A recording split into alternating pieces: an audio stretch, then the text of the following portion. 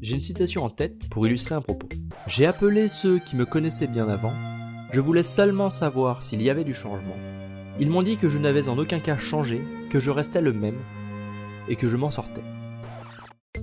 Certains auront peut-être noté l'allusion subtile à Je reste ghetto, le titre du duo malgache Tragédie, qui en 2004 avait été aussi la BO française du film Hong Bak avec Tony Jaa. Volontairement, j'ai pas mis d'extrait de la musique originale, histoire de pas me faire striker la vidéo, mais je vous laisse un lien dans la description pour que vous puissiez aller voir tout ça par vous-même. Et bref, le propos que je voulais soulever ici, c'était ce que je vais appeler le nombrilisme maladif.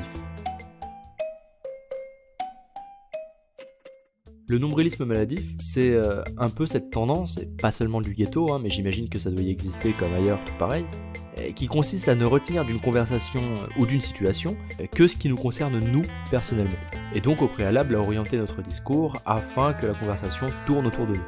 Bon là j'ai pas pris l'exemple le plus récent avec ma cause de tragédie, mais c'est encore quelque chose qu'on retrouve pas mal aujourd'hui, par exemple dans les thématiques abordées par le rap.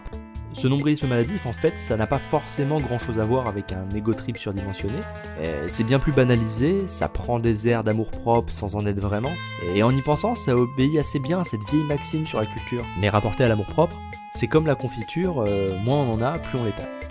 Alors ici, j'ai parlé du concept abordé dans le rap, mais finalement, dans le rap, quand l'art du verbe est bien maîtrisé, et ça existe, c'est juste que ceux qui maîtrisent le mieux sont rarement ceux qui gueulent le plus fort, on arrive parfois à un certain recul dans le discours, à tel point, mais ce n'est que mon avis, qu'on finit presque par se détacher du nombrilisme maladif pour quelque chose de plus altruiste, de plus authentique.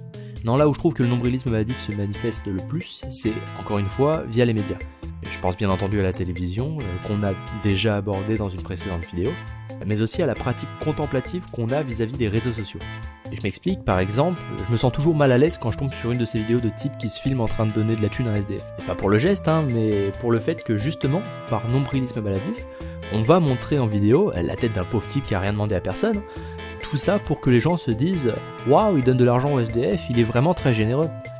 Alors oui, ça a peut-être pour effet de conditionner les gens à donner au sans-abri, mais ça pourra aussi avoir pour effet de les conditionner à le faire indirectement pour le spectacle. En d'autres termes, on cherche à se faire bien voir sans penser qu'en vérité, on le fait aux dépens des autres. Et pire, en faisant cela, on pense sincèrement œuvrer pour le bien commun.